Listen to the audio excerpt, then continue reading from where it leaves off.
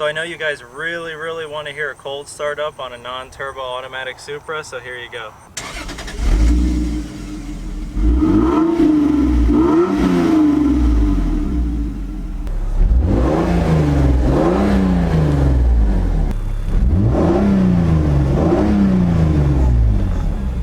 So here she is with a new set of wheels. All right. What you're looking at is a set of HRE C22s in black. If you have seen any of my old videos, you might recognize these wheels. These were on my Anthracite Supra.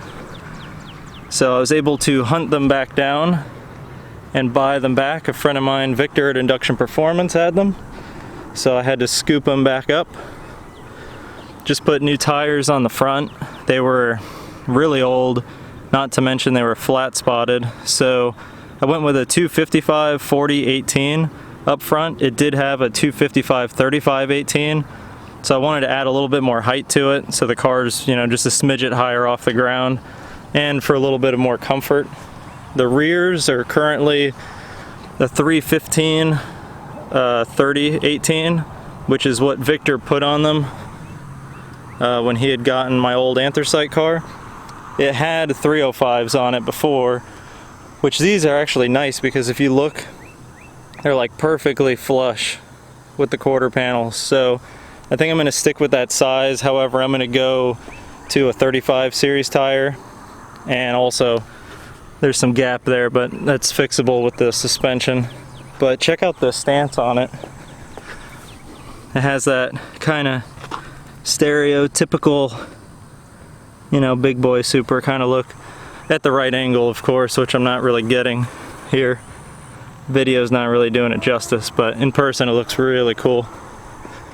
And super happy to get these wheels back, because I don't know if you guys know or not, but there's not too many companies out there that make wheels in the proper offset for a Supra. You pretty much just have HRE and CCW, like pretty much the places that make custom stuff.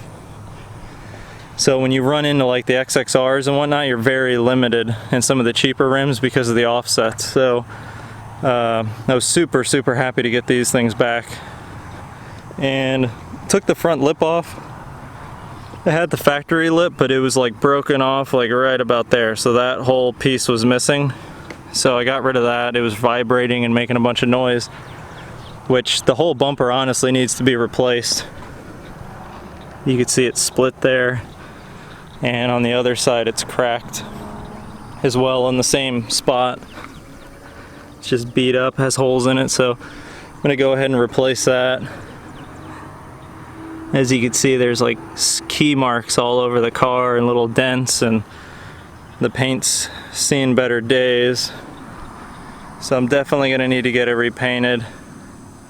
If any of you guys know of a good painter that's affordable in the Tampa Bay area, let me know, because I'd like to do that shortly after I do the swap. I figure I'll do all the mechanical stuff, all the stuff that'll get the car dirty now while it's, you know, the paint's not in good shape. This way I don't really care if I bump into it or this and that, scratch the paint at all.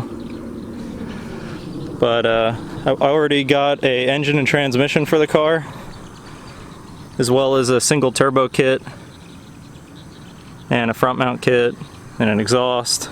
So I'll be updating you guys on that probably on the next video, so stay tuned for that.